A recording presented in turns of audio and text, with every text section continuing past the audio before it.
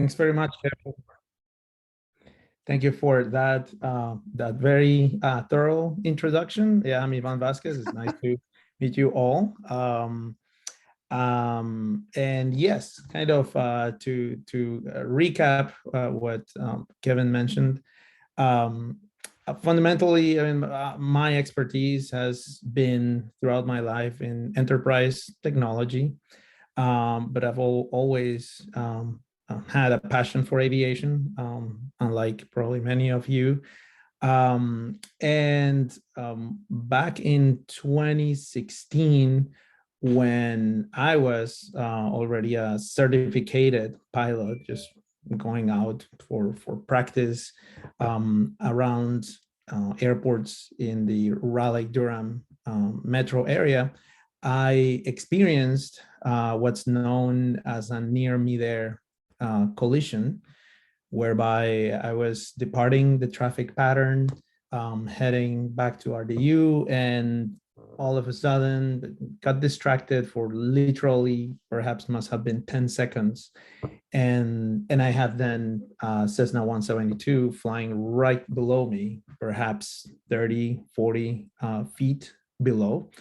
Evidently, the pilot did not see me. I didn't see him either. And that was it. It was that kind of a close call. Months later, we were looking for a pet project, kind of a kitchen sink type of project that would allow us to showcase what Calido, this consulting company that we owned, could do for our customers. And we were looking for some kind of application that involved a lot of data.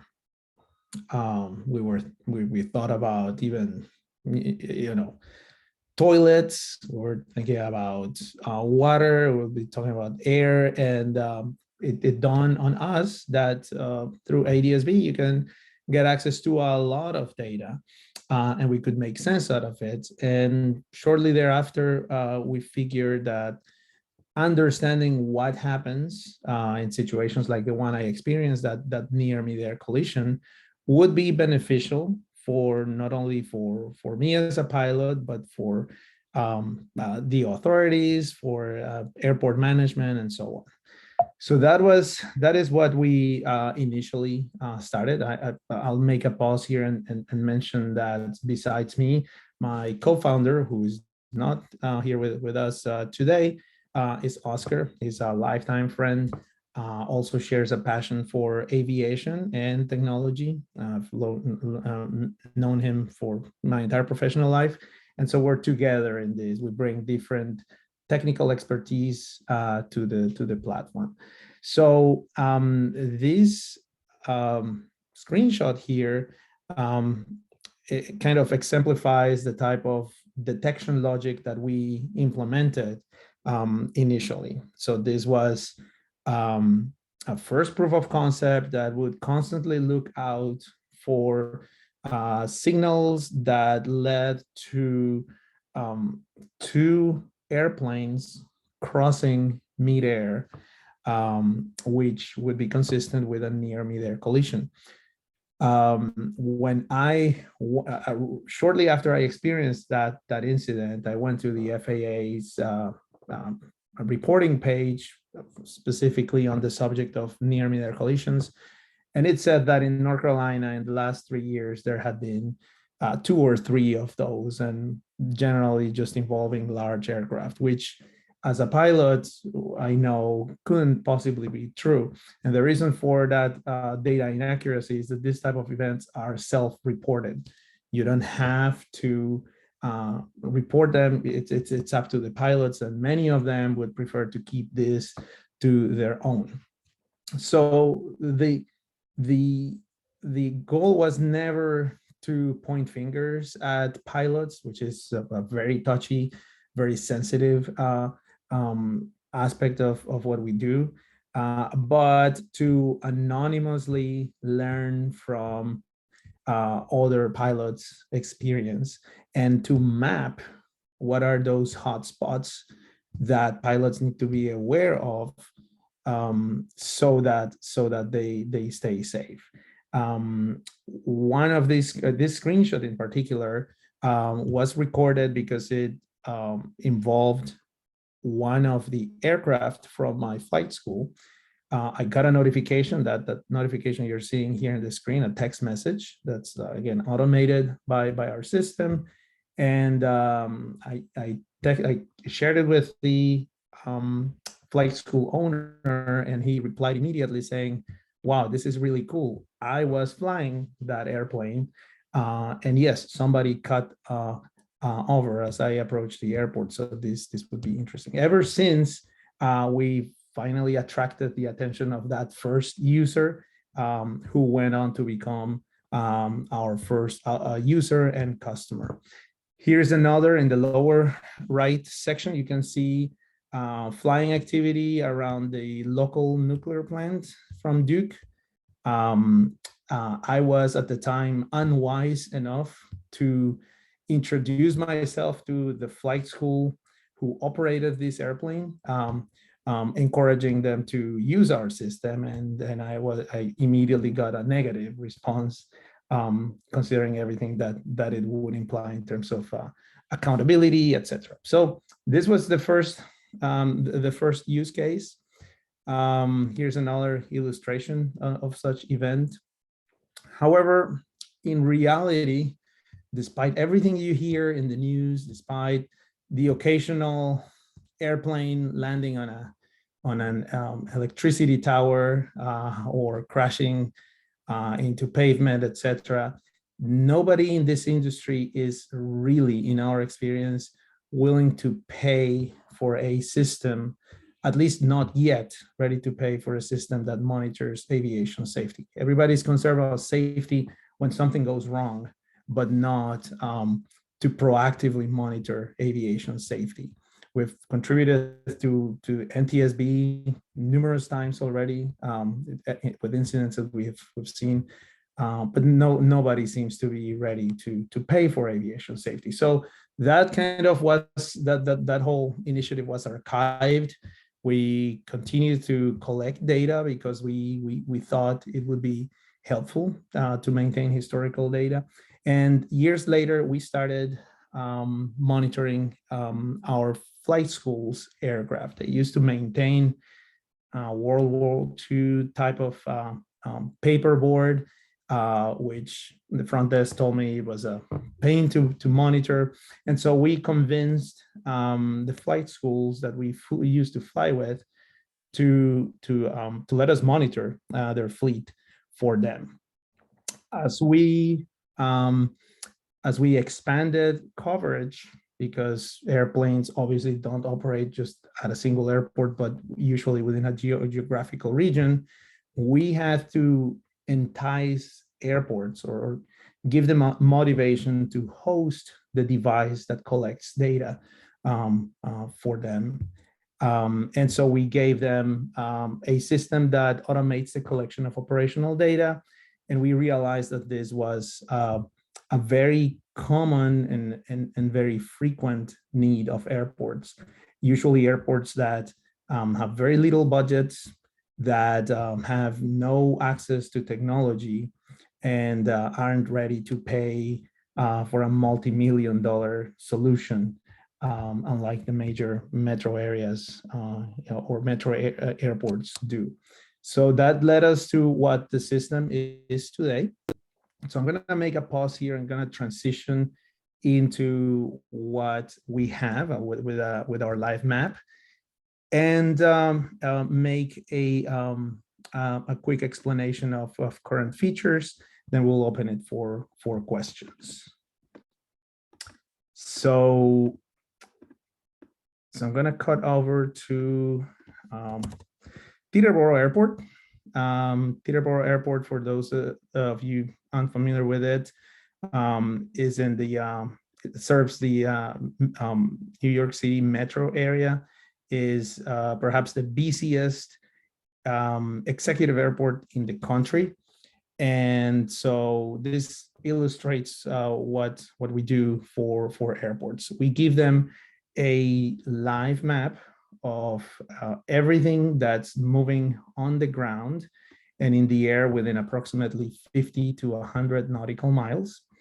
What you're seeing here is happening within approximately 3-second latency latency. So this is near real time. For airports, we can geofence particular ramps to track activity in and out of them. We monitor positions and maintain current and historical records. We integrate ADS-B data, which is emitted by aircraft, with flight plans maintained by the FAA, for example, that allows us to tell where the airplane is going to, pretty much like you would be able to do in a major tracking site such as FlightAware.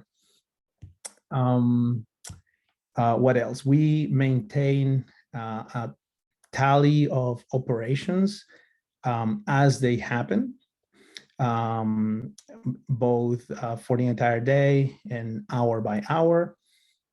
Here we can see the log of landings and takeoffs, overflights, go arounds as they happen. For example, we have here this airplane landing, which is, it's actually a VFR flight.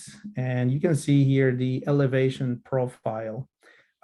This data is emitted by the aircraft and is stored for every second of flight in our system.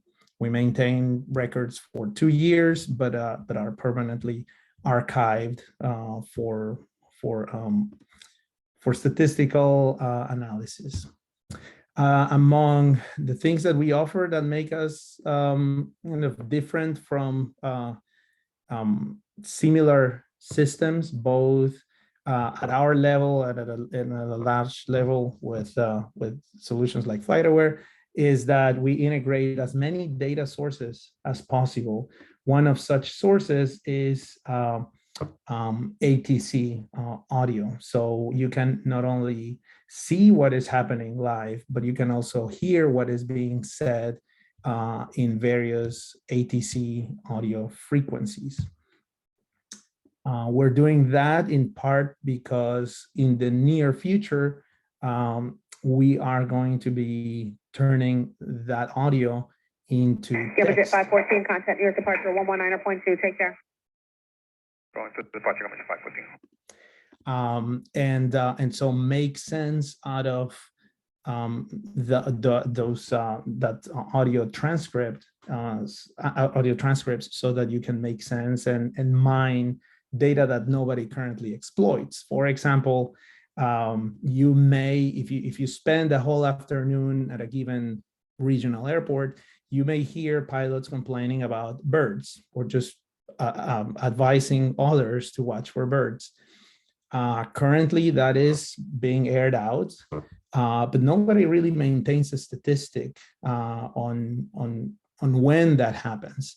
So, or how often somebody says Mayday, or somebody is interfering in the audio frequency. So we are hoping to make sense out of data that nobody seems to care so far, and produce hopefully valuable insights.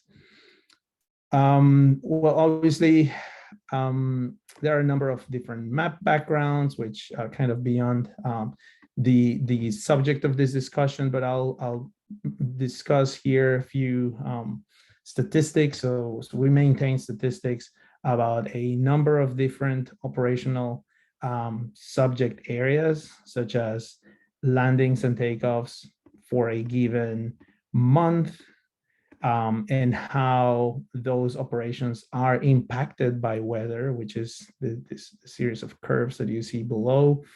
We make sense of landings by runway, by aircraft category, by the type of operation, whether it's commercial service or air taxis or private aviation. We show statistics on, or maintain statistics on, what are your top origin and destination airports, pretty much anything that you can imagine, we can turn into analytics for a given airport. In case you're interested, as you can imagine, this service is something that we turned into a paid service for a long time. We run it as a proof of concept with a number of airports, but earlier this year, we started monetizing the service in order to fuel our expansion, because our view is to make it available to every single airport in the US, and internationally, of course, because we feel that this data allows somebody to really maintain the pulse of what is happening in terms of economic activity, in terms of upcoming opportunities. Airports are seen as hubs of economic development for counties of all sizes. So that is ultimately what we're after. I mean, produce insights that allow arbitrary users to really understand what kind of economic activity is happening, even at the smallest or the most remote areas of the country. Like in this business, I've realized that following the pandemic, I mean, places like the Lake of the Ozarks is just like experiencing an unprecedented growth, or some areas of West Michigan by the lake are also experiencing unprecedented growth. So those type of insights should be derived, I mean, or emanate from maintaining track of airport operations throughout the country. The system, just going back to my original point, is priced by, I mean, proportional to the volume of operations that the airport has, and so smaller airports pay something that's almost a nominal fee, and larger airports, of course, pay their fair share of operations, and for many of them, the system is extremely value. I mean, provides an amazing value for the money. Here, just among other things, just to close my demo, the system allows users to maintain track of aircraft that discover aircraft that are based at the airport. This is a frequent pain. So you can think of airports in a way as a big parking lot, in a way. So the owners or operators or administrators of such airport need to maintain track of who's based at the airport, how often do they fly, and making sure that those aircraft are airworthy, because that is one of the conditions required by the FAA. So our system, based on past activity, allows airports to discover what are your based aircraft and how often they are moving, which may be indicative of their airworthiness as well. And finally, a popular feature at some airports is the ability to track or address or respond to noise complaints. And so our system allows users to, for a given street address and search radius and altitude, figure out who was operating around that address. So here in Teterboro, for example, just drawing this kind of fairly trivial location, you can see that everything that moved within that circular boundary is highlighted and is used to determine who was moving within it. So responding to noise complaints is researching and responding to those noise complaints is something that our users find valuable. So Kevin, I think I'll stop there and see if there are any questions. All right.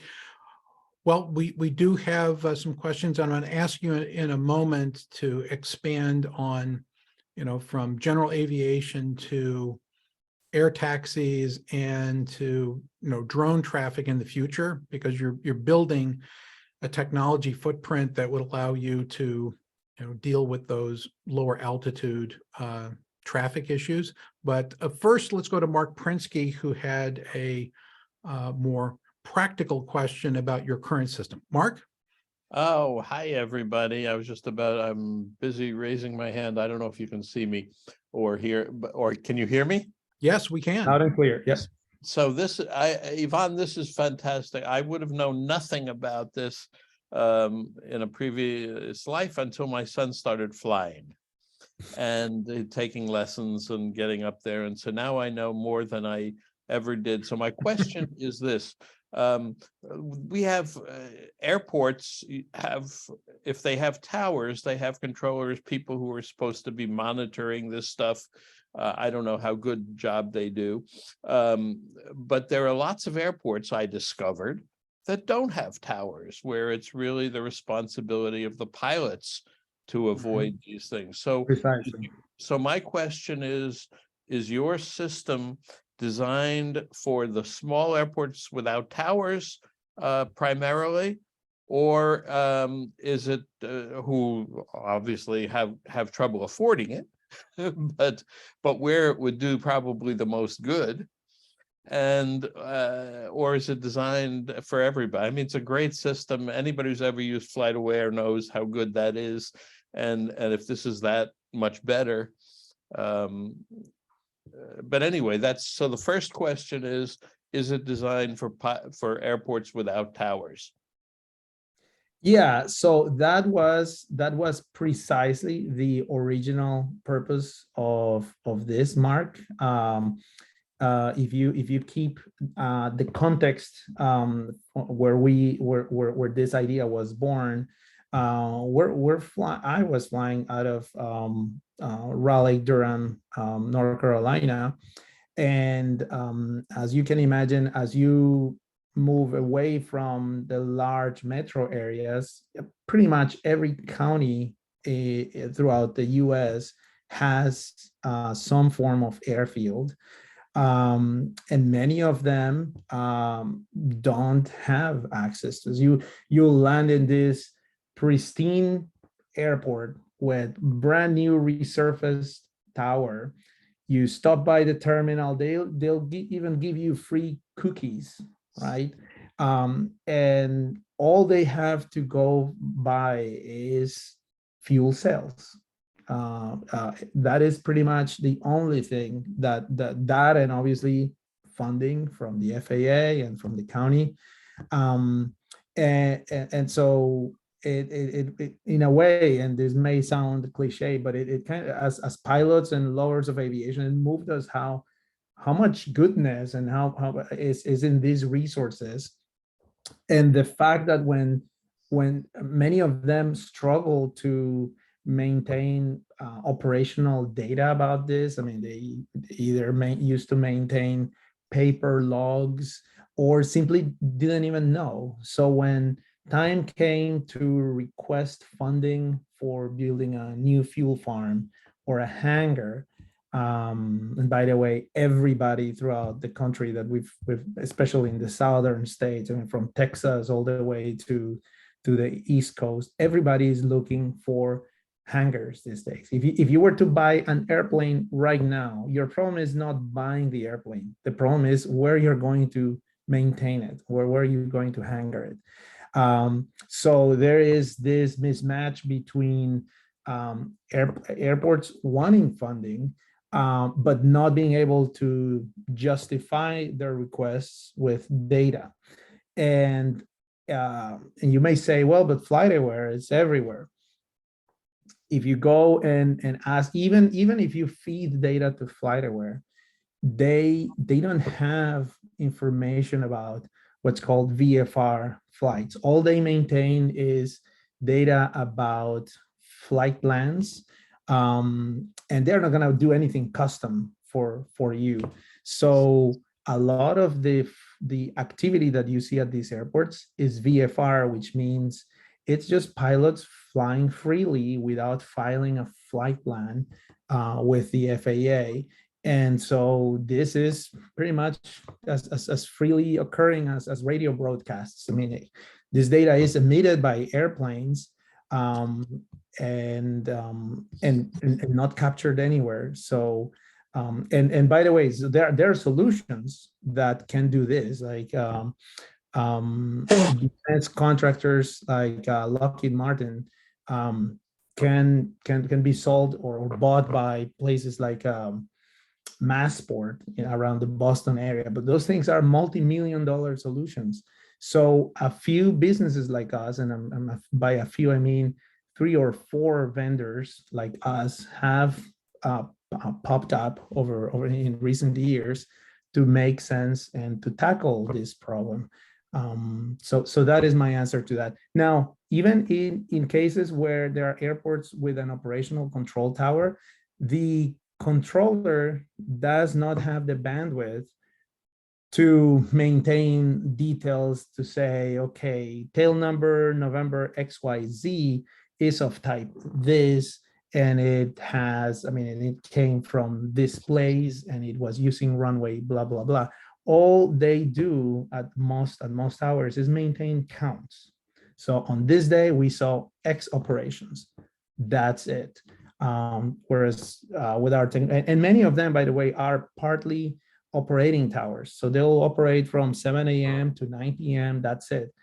We have airports in North Carolina that are home to NASCAR drivers, for example.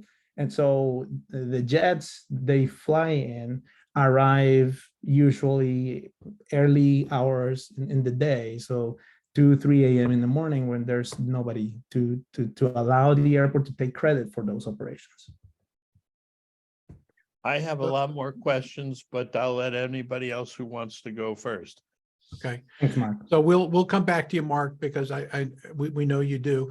One thing that I'll point out is when I got involved in this early on, I noted that Ivan was out in his airplane or in his car, and some of the destinations were not airports, they were little fields, like, crop dusters take off from here, there's no scheduled traffic, all right, but he wants a transponder, right, on that field so that he has a full footprint, right, of, the, US, which means that he's building a footprint that is more comprehensive than FlightAware, all right.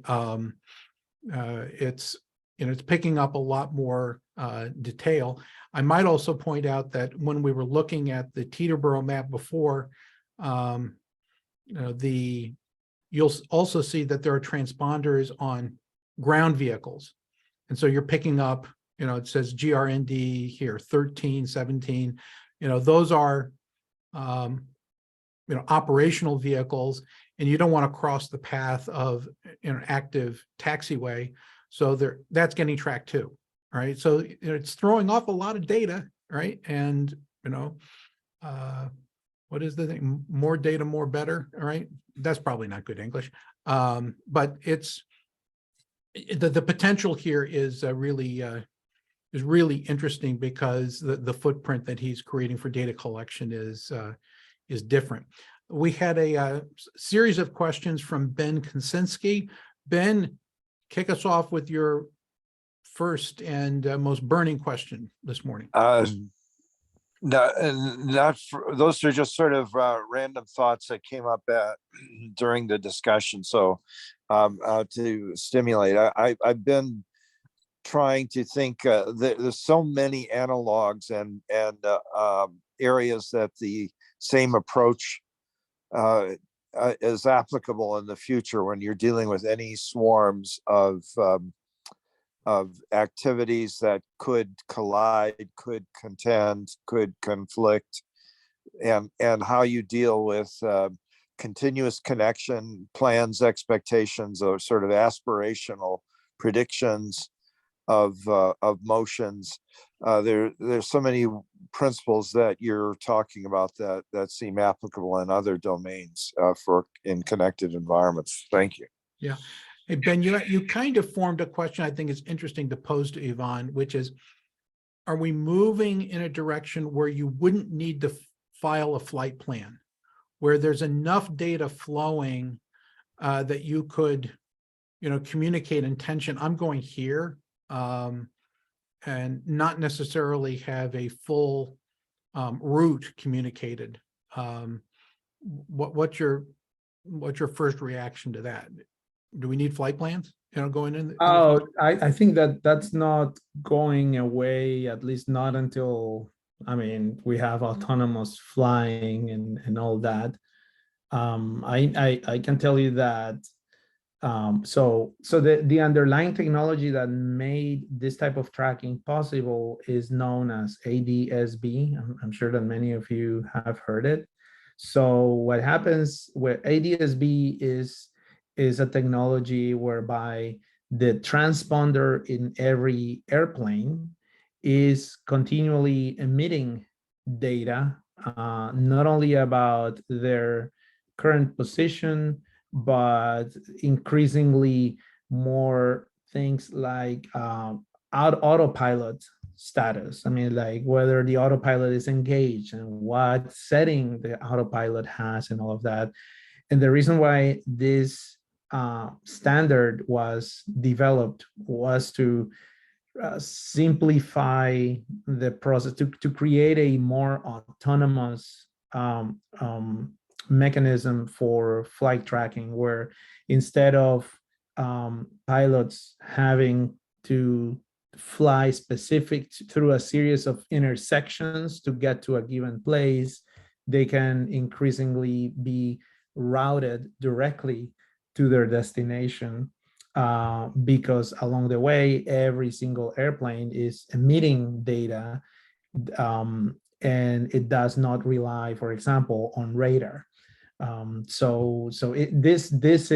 in a way kind of replaces radar up to an extent. But to answer your question, I don't think that as long as there are humans involved in flying, I think that there will be flight plans, just so that the National Airspace System knows where you're headed, what's going to be the anticipated congestion, based on how many people are heading to the same place. I mean, once this is all autonomous, one day, I don't know when, then sure, I mean, then there'll be an internal flight plan, and I imagine there'll be a graph of just a whole bunch of lines intersecting and like automatic deconfliction based on those paths. But I think that as long as there are humans involved, there will be flight plans. Okay. So Ivan, let's dive in for a second, then we'll go back to Mark. We'll get back to him and his questions. Talk about what you're seeing. You actually went to a show, was it in Ohio, about air taxis and what you see on the horizon for the transponders and telemetry that's going to come off of that as we start to populate, urban and suburban spaces with air taxis. And then, the natural follow-on is drone traffic for delivery, for B2B, supply chain routes, things of that nature. How do you see that evolving and your system being able to adapt to that? Yeah.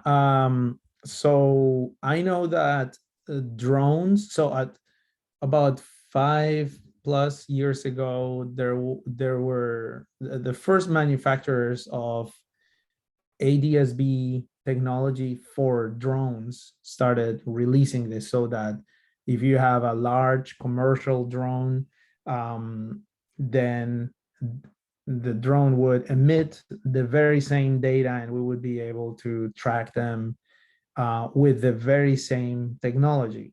However, given the rapid proliferation of drones, there was immediately concern about being so many of them that the electromagnetic spectrum of those of the frequencies used by ADS-B would be quickly overwhelmed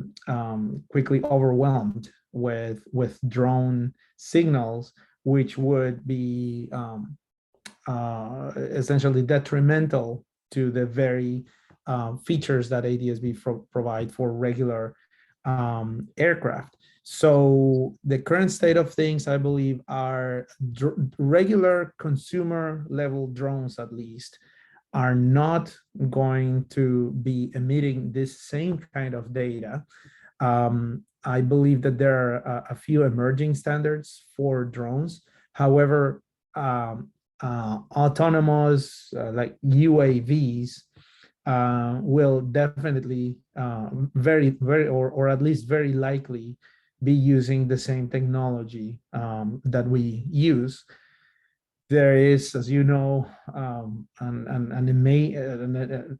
enormous amount of investing and work in automating and improving the safety of those operations. But I think that there is a huge opportunity, even if it is a different technology, to use the same expertise. I mean, ultimately, this is the typical IoT use case. I mean, where the things are essentially aircraft or flying vehicles, right? And just the ability to make sense of an enormous amount of data and to create insights for them and alerts is going to be an interesting opportunity. The airport that you mentioned is Springfield, Ohio, where there are 3 drone manufacturers performing tests. And yeah, so far they use ADS-B technology, and in our reports you will see that one of them includes the power plant, the type of engine, and so we're accustomed to piston, turbine, this and that. We're now seeing electric as one of the categories at those airports, which is really, really encouraging.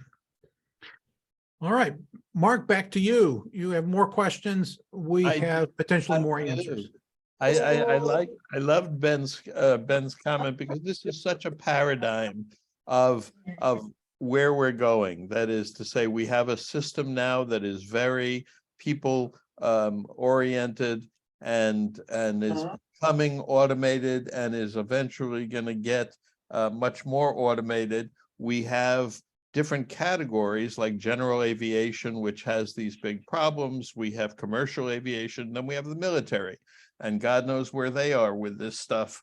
But you know that they're much, much, much further down the line, or you can assume that. I assume. So the questions that I had, one is how much, if we can collect all this data, what we'd like to also have is the data about the pilots. You know, are they healthy? Are they okay? And then that data will eventually be the data about the machines when there are no pilots. So, you know, is the machine healthy? Is the machine working properly? Is the machine doing this?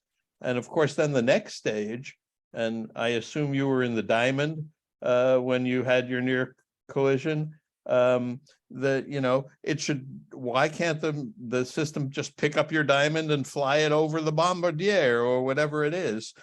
You know, move the planes themselves instead of the people in the plane controlling the plane. We want to control the plane like we do for lots of other things. So that's the question, is how deep will we create the data? And I guess the second question is, if for the coming back to the present, I don't understand. I mean, this is perhaps my politics. I don't understand why anybody who spends, you know, all those $1 million on a plane isn't taxed an extra 10% for this kind of safety equipment, to put it everywhere. So we have this fund of everybody who buys a, you know, $1 million plane, 10% of that amount goes for this stuff. That's what I would certainly vote for if I were in politics, but you know, it's the rich people and they don't always vote for taxing themselves. Well, so Mark, I mean, I'm not really sure how to answer the first question about pilots' health. That is kind of a, yeah, but like a human factors thing. And well, I know it's, I mean, it's still- Neuralink, say Elon comes along with Neuralink, and should every pilot be wearing a helmet that links into their brain? And could you collect that data and use it? Yeah, that would be more in the biomedical side of things. So I'm not really sure. I mean, I can tell you from just personal experience that as we age, maintaining our medical certification required to fly is obviously increasingly stringent. There are 3 categories of medical certificates required to fly. Everybody who flies commercially, passengers or cargo, is required a first class. But the FAA with push from the AOPA, the Airplane Owners Association, they have been pushing for reducing more and more the requirements for us recreational pilots to be able to still retain access to flying. I mean, one common denominator I've seen at many airports is that over time, as we age and are no longer able to fly, I see many former pilots just hanging out at the airport. At least they can see and talk to others. I've come across like former airline, I mean, like from the Pan Am days and all that. But again, it is that is all to say, it's still pretty strict. I mean, the standards are not easy to crack. I mean, like if you have some type of severe illness, you're not going to be able to fly. And if you're certainly flying people or cargo, the requirements for maintaining at least physiological health, I guess, are very stringent. And there are there are 2 things. There's the pilot and there's the engine, right? Or the physical airplane. And those data, that we have rules for them. The airplane has to have so many hours of maintenance. Yeah. The pilot has to have this, but those are not connected. That data sits in logbooks somewhere. I once saw these huge maintenance logbooks, and it's not connected to our systems, which seems to be a flaw in what we're doing with data, as we can do more and more with the data, and then we get people like Harrison Ford landing on a taxiway and keeping his license, and we get shit like Watsonville, where people actually die because they collide in the air. And I applaud what you're doing, because obviously the more data we have, the likelier we are to be safer. Yeah, I actually stopped by Watsonville 2 weeks before that near me there actually happened. Not near, that was a midair, that was a collision. Yeah, that was a midair. Yeah. They died.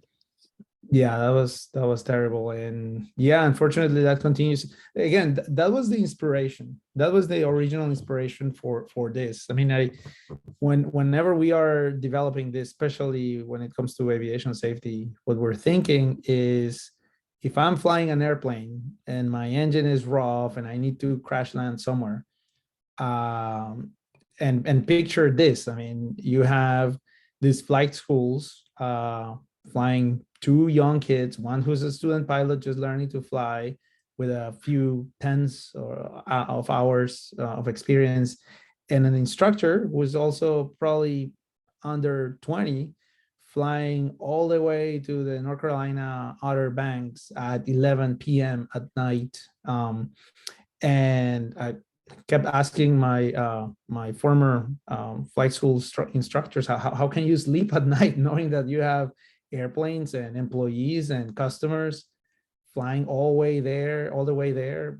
And what if something happens? And part of the reason why they are in business with us, or doing business with us, is just so we can provide at least that type of early alert in case something goes wrong. You may have heard also of incidents like north of Raleigh where pilot takes off with a couple of occupants at night, crash lands near the airport. Nobody realizes anything until their family sees that they don't show up next day, and then so nobody alerts of something like that. You can die in pain overnight or even freeze to death. Nobody knows, just because nobody knows. So that AFK. shouldn't happen in this day and age. That's the motivation for this. If we put one of these things at every airport in the country, one day we hope to at least save somebody's life. Good luck. I Yep. hope so too. I put into chat that it wouldn't be too hard, to imagine, the pilot and co-pilot, having a Fitbit or Apple Watch-like device that was pulling, health telemetry and feeding that into the system if you opted in, because that's exactly what, I spent a lot of time, flying ThinkPads on the space shuttle and space station. My ThinkPads are still on the space station operating. And there's a lot of, physical telemetry that they get from and, feed in from the astronauts. And a pilot is just a terrestrial astronaut. So, or, in between, Earth and sky. So it could be done. All right. You just have to decide that you want to do it. And I'll tell you who I think would, make that happen. The insurance companies, right? Because if you could show that, beginning to pick up a problem with the flight operators before it happened, a fibrillation or something, and it caused you to both save the pilot and the aircraft, guess what? That's exactly what the insurance companies do all the time in terms of, risk, mitigation.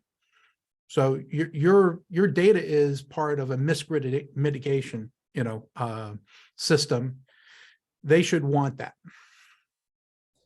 Hopefully so. Hopefully one day they will.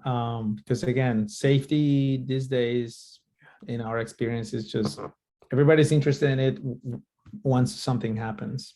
Understood. Yeah. All right. Well, we're getting to the bottom of the hour, and I'm glad to keep going for a little bit longer if we have questions. I'm going to ask. Let me just see if Doug Hulen, you're with us today. If you could just jump in for a second. Hello. Hey, question. So Ivan is placing his data collection to transponders at, places where airplanes take off and land, big and small. As we think about that larger footprint of other things in the air, but having spectrum allocation issues, to actually collect it. You spend a lot of time in telecom and spectrum. Can you imagine a way to subparse or compress data and get it up on maybe cell towers, which is a much larger footprint across the US as data collection locations? What would you imagine could be done in that regard, based on what you know about the ownership of those towers and being able to, shove another antenna and box up there? Yeah, so the cellular operators have been looking at, actually connectivity for drones and aircrafts. Some of the spectrum, like for instance, the CBRS band, specifically says that they can't be used for that band can't be used for aviation, as an example. But from an IoT perspective, the different operators are looking, for how do I provide IoT services, and drones is one of the areas. Like, what are the the devices that need to be on those, the drones or aircrafts, You know, what are the rules? And, you know, then there's a US, you know, consideration and a worldwide consideration. I also know that, you know, and I'm not an expert on the aviation side, but I have a friend that works at Garmin in the aviation department, and you know they have you know a whole bunch of, you know, as was put out in this presentation, a number of material as well.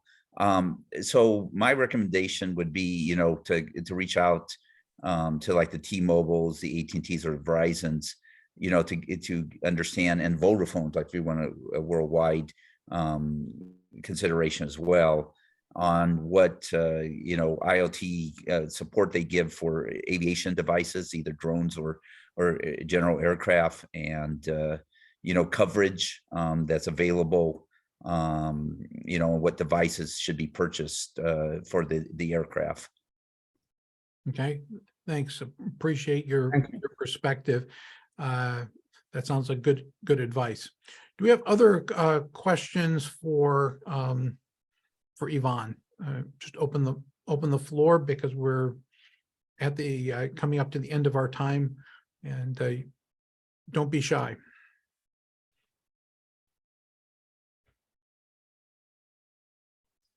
Ben, what does Yeah, the- this, Ben, what is does there SAE something mean? like the SAE standards that we set up for autonomous, the road to autonomy, that we can establish just as we do as we move off the ground into the air? We set up bands that are different from highways and other things like that, that would set autonomous regions and other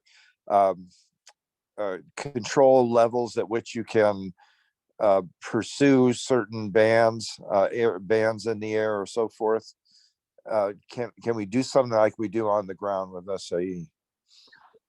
Ben, what does SAE stand for? Just so I'm curious. Do you know?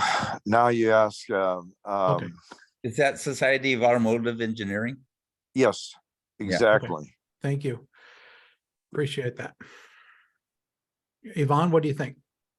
Well, no, I'm not too familiar with that. I know, so in the space that we move, there are only 3 bands. I mean, one obviously is the VHF airband, which is 118 to 136 megahertz, and then for data, there are 2 bands. One is 1090 megahertz, another one is 978. Yeah, I'm not thinking of spectrum.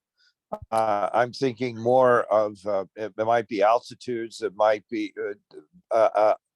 directions and altitude assignments, or other things like that, that say if you have this level of autonomy or ability, you can fly within this band. By band, Yeah. I'm talking about in altitudes. Oh yeah. So, well, so I'm familiar with, obviously, I mean, as a pilot, with the different classes of airspace for just like civilian operations. Yeah. I realized that for drones, it's going to be lower altitudes, but again, and by the way, every single airport conference I've attended this year has had something about a session on advanced air mobility, which is where all of these airport managers are supposed to be learning about the upcoming standards. But there isn't anything concrete yet.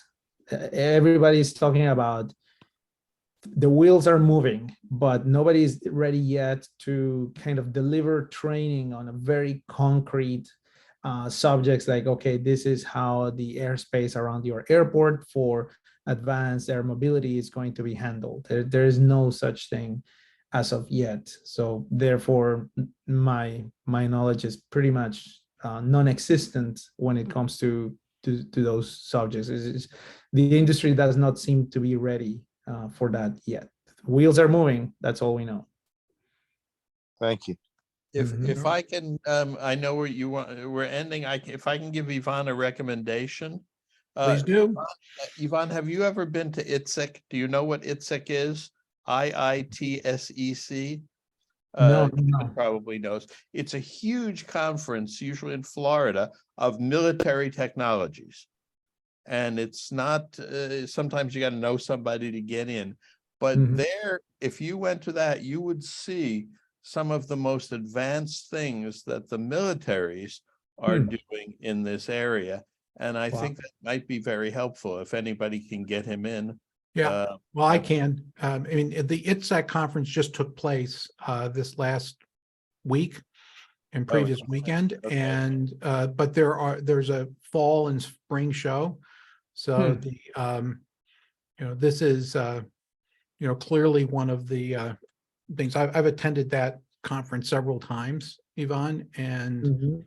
so we'll think about Mark's recommendation, and I know some people in leadership, so we will do that. Yeah, that would be interesting because two reasons for it.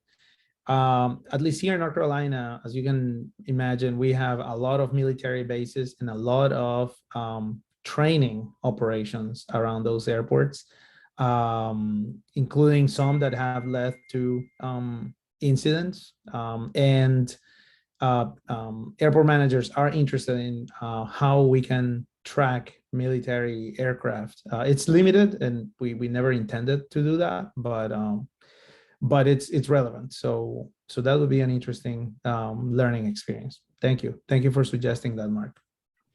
All right. Well, we had a good call, Ivan. We're delighted that you could be with us. And Thank you. anyone wants to follow up, we'll make sure that you can connect with Ivan.